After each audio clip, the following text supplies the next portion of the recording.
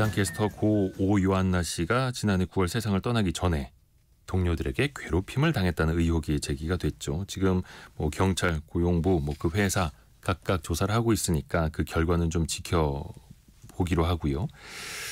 만약에 이렇게 직장 내 괴롭힘 문제가 발생했을 때 어떻게 대처해야 할까요?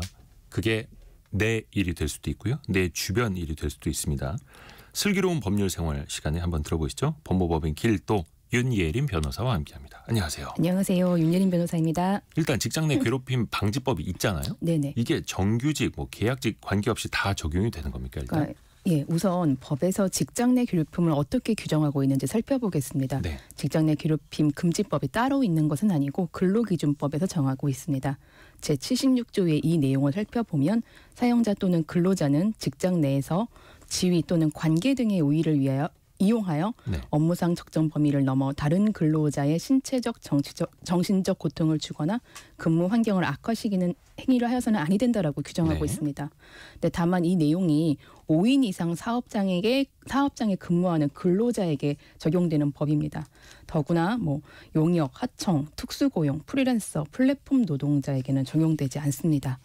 그래서 이런 분들 같은 경우에는 만약에 이런 직장 내 괴롭힘에 피해를 당하신다면 일반 형사법상에 정해진 범죄에 따라서 그러니까 범죄 피해를 받았다면 고소 등을 통해서 해결을 하셔야 되고 정신적, 신체적 손해가 발생하였다면 민사상 청구로 구제받을 수밖에 없습니다. 네, 최근 판례에 따르면 직장에서의 지위 또는 관계 등의 우위를 이용하여 업무상 적정 범위를 넘어 다른 사람에게 신체적, 정신적 고통을 주거나 근무 환경을 악화시켰다면 그 피해자가 반드시 근로자여야 할 필요는 없다고 판단하여 민사소송에서 사용자의 불법행위 책임을 인정한 사례도 있습니다. 그러면은 좀 사각지대에 있는 분들은 민사소송을 통해서 권리를 회복하는 그 방법. 네. 근데 사실 그게 또 쉽진 않잖아요. 민사소송하는 게. 그러면 일단 어디서부터가 갑질이고 괴롭힘일까? 그 정의를 좀 한번 내려볼까요? 네. 일단은 법에서 직장 내 괴롭힘을 어떻게 정하고 있는지 하나씩 알아보겠습니다. 네. 먼저 행위자는 그러니까 괴롭힘을 한 사람은 사용자 또는 근로자여야 하고요. 네. 직장 내 괴롭힘의 피해자 또한 근로자여야 합니다. 그리고 행위에 대해서는 크게 세 가지로 정리해서 이에 모두 해당되어야 직장 내 괴롭힘이라고 정하고 있습니다. 먼저 첫 번째, 행위자가 직장에서의 지위 또는 관계 등의 우위를 이용할 것. 두 번째, 행위자가 업무상의 적정 범위를 넘을 것. 세 번째, 해당 행위가 피해자에게 신체적, 정신적 고통을 주거나 근무 환경을 악화시키는 행위일 것. 이 세 가지가 모두 충족되어야 됩니다. 근데 이게 서로가 근로자일 때? 네, 맞습니다. 근로자이거나 아니면 사용자. 근로자나 사용자일 때. 네. 그래서 서로 프리랜서끼리의 문제였다. 이러면은 이게 사각지대로 가는 거네요. 네. 그래서 프리랜서 같은 경우는 근로자성을 좀 입증을 해서 근로자 그 직장 내 괴롭힘 금지법에 해당한다라고 해서 좀 다퉈야 되는 부분들이 있습니다. 프리랜서도 그 회사의 어떤 업무 지시를 일괄적으로 혹은 규칙적으로 주기적으로 받았느냐 또 이것도 입증을 해야 될 테고요.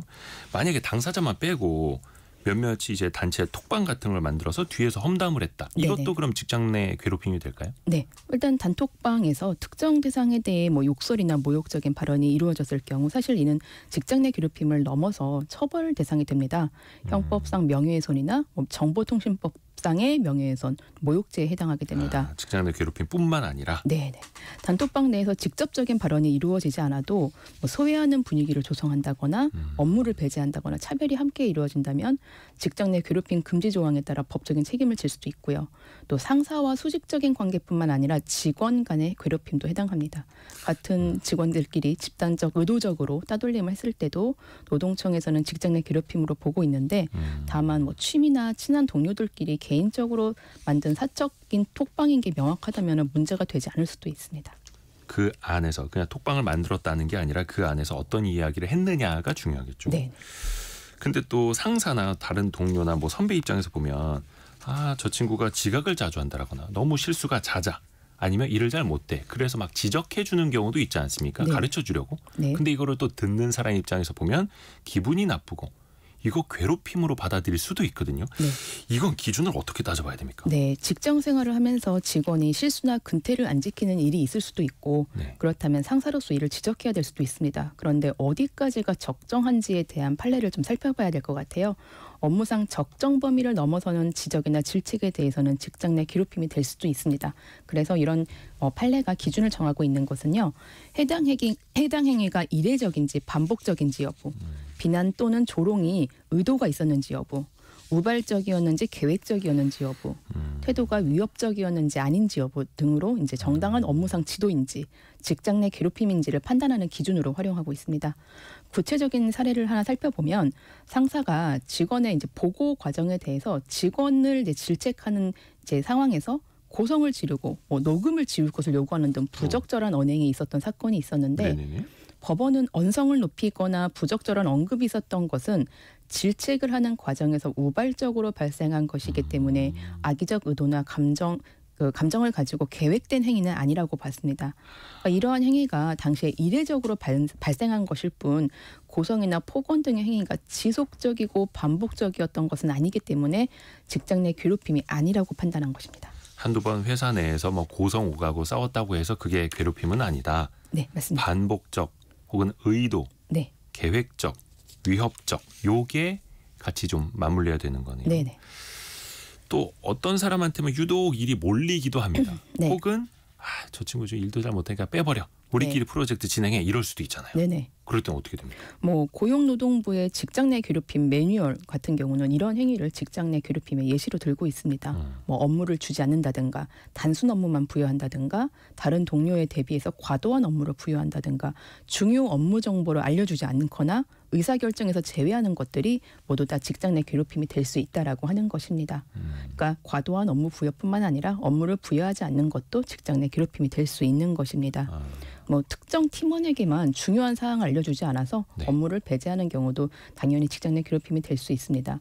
그래서 예를 몇 가지 들어보면 네. 업무 배제 의도 하에 당사자의 의사에 반해서 전공과 관련 없는 과목에 강의를 배정한 사례 이런 부분들은 학교 법인의 손해배상 책임이 인정된 적도 있고요. 저 친구 그냥 빼버리려고 엉뚱한 걸 시켜버리는 거. 네, 근로조건을 하향하는 근로계약을 강요해서 이를 거절하자 사무실 및 사무용품 그러니까 사무실의 비밀번호와 피해자 개인의 컴퓨터 비밀번호를 일방적으로 바꿔서 접근을 막아서 업무를 할 수 없게 한 경우에도 직장 내 괴롭힘으로 인정된 사례가 있습니다. 지금 민솔 이렇게 아이디 쓰시는 분께서 이제 성함은 말씀을 안 드릴게요. 저도 괴롭힘을 당했었는데요. 상사의 괴롭힘은 어디다 고발도 못하고 힘듭니다. 수직적 관계의 괴롭힘은 사직서가 답이더라고요. 유유. 저도 그래서 퇴사입니다라고 보내셨네요. 이게 참 우리 생활 속에서 있습니다. 많이 있습니다. 네, 많이 발생하고 사실 상담도 굉장히 많이 들어옵니다. 이게 또 억울한 게 법적으로 나한테 있는 연차 휴가 일수가 있지 않습니까? 네네. 근데 휴가를 쓰는 것도 사실 직장인 입장에서는 눈치가 보여요. 네. 왜 쓰느냐? 이걸 왜 물어봅니까? 네. 근데 이것도 문제가 될 수 있죠. 네, 사실 연차 휴가 같은 경우는 법으로 보장된 근로자의 권리잖아요. 네. 연차 사유를 묻거나 시기를 정해주는 것은 불가능합니다. 지금 바쁘니까 나중에 써 눈치 좀 봐 이렇게. 네네. 사실 이러한 부분들은 직장에서의 우월적 관계나 지위를 이용해서 직장 내 괴롭힘이다라고 판단될 수도 있습니다. 또 사실 연차 사유는 개인적인 사유일 수도 있고 그 시기 동안 또한 또 본인의 내밀한 사생활의 영역일 수 있습니다. 직장 내 괴롭힘 이전에 같은 공간에서 근무하는 직원에 대한 예의나 에티켓 차원에서라도 이러한 부분들을 묻지 않는 것이 좋을 것 같습니다. 만약에 내가 지금 괴롭힘을 당하고 있다. 네. 어떻게 대응해야 됩니까? 지금 뭐부터 준비해야 됩니까? 사실 직장 내 괴롭힘에서 가장 중요한 거는 증거 확보입니다. 증거. 이메일, 메신저 대화 기록, 녹취 파일, 또 관련 문서, 동료나 목격자의 진술을 확보하고 신고를 해야 됩니다. 특히 녹취하시는 부분들에 대해서 많이 질문을 하세요. 네. 통신비밀보호법을 보면 상대방에 대한 동의가 없다 하더라도 네. 그러니까 내가 대화 당사자로 참여한 대화를 녹음하는 것은 불법이 아닙니다. 근데 내가 대화 당사자가 아니라 3자들 간의 대화를 하고 있는 것을 내가 몰래 녹음했다면 이 부분은 통신비밀보호법상의 불법에 해당할 수 있기 때문에 하시면 안 되고 남의 방이나 회의실에 몰래 녹음기를 설치해 놓는 건 안 되고 내가 대화할 때는 네. 녹음해도 된다. 네네. 그리고 이제 신고서를 작성해서 신고를 하셔야 되는데 신고서에는 피해 사실이 이제 구체적으로 정리되어서 이제 기재되어야 됩니다. 가해 행위라든가 발생 일시, 장소, 그리고 거기에 따른 증거 자료를 포함해서 모두 좀 정리를 잘해야 되는데 특히 이제 직장 내 괴롭힘 신고하시는 분들은 너무 많은 피해가 있다라고 하면서 네. 그냥 이 내용을 모두 다 붙여넣기 식으로 증거만 많이 제출하시는 분들이 있으세요. 그러시면서 뭐 이걸 제출하면은 조사하시는 분들이 다 보고 듣고 판단하실 거야라고 하시는데 사실 언제 어디서 이런 어떤 피해가 있었는지는 각 피해 사실마다 정리를 하셔서 신고서에 기재를 해주셔야지 조사가 좀 더 빨리 이루어지는 데 도움이 됩니다. 그리고 이러한 신고를 받은 사용자라면 지체 없이 사실 확인 조치가 법의 의무로 부여되어 있습니다. 그러니까 단순히 또 직장 동료에게 피해자가 내가 요즘 힘들다라고 얘기하는 건 회사에 알린 것이 아닙니다. 꼭 절차에 맞게 직장 내 괴롭힘에 대해서 회사에 통지하시고 신고서 작성하셔야 됩니다. 문서를 작성해서 네. 정식으로 기록으로 남겨라. 네네. 그러니까 이게 참 또 그 직장 생활을 또 계속 해야 되기 때문에 이걸 또 네네. 망설이는 분들도 많고 주변 동료들한테 얘기는 했는데 그 주변 동료들도 또 역시 힘없는 근로자니까 네. 어떻게 또 방법도 없고. 맞습니다. 아이고. 그러면은 또 회사가 그래 알았어. 우리가 어떻게 좀 알아볼게. 그 친구 잘 타일를게라고 네. 해서 시간만 지나갈 수도 있잖아요. 네. 일단은 신고가 이루어진 다음에 회사에서 적절한 조치를 하지 않을 경우에는 저희가 고용노동부에 이제 신고를 하시거나 이제 관할 노동청에 방문하셔서 신고서 제출하셔서 하실 수도 있습니다. 그리고 이래도 해결이 안 된다라고 하면은 뭐 그 부당해고 구제 신청을 하시거나 노동위원회에 아니면은 국가인권위에 진정을 넣을 수도 있습니다. 아니면은 뭐 민사소송이나 형사 고소를 고려해 볼 수도 있겠습니다. 근데 이렇게 법 적용이 잘 되지 않는 이유는 네. 회사가 이런 일을 좀 조용히 처리하고 싶어 하고 보통 가해자가 회사의 높은 지위에 있는 경우들이 많잖아요. 이럴 때 대응 좀 회사의 같은 경우는 좀 조용히 처리하고자 좀 이러한 조사를 좀 늦추고자 하고 또 이제 회사는 이 25일 기간 내에 조사를 해야 된다라고 정해져 있는 법을 악용해서 25일간은 즉시 조사를 하지 않는 경우들도 있는데 이러한 부분들은 또 나중에 과태료 대상이 될 수도 있거든요. 그러니까 회사도 이러한 신고가 들어오면 즉시 조사를 하시는 것이 좋겠습니다. 그러니까 노동청에 신고했다고 해서 인사상 불이익을 줘도 안 되는 거잖아요. 네, 이거는. 맞습니다. 그렇죠. 또 그 가해자로 지목되는 사람들도 똑같은 근로자 뭐 프리랜서일 수 있는데 또 밖으로 나오면은 또 똑같이 이제 을이 되는 그런 관계들인데 왜 그럴까요? 다시 한번 좀 돌아봐야겠습니다. 해서 또 심리적, 정신적으로 좀 어려움에 처하신 분들은 또 주변에 도움을 받을 수 있는 제도들이 있으니까요. 잘 좀 이용하셨으면 좋겠습니다. 윤예림 변호사였습니다. 고맙습니다. 네, 고맙습니다.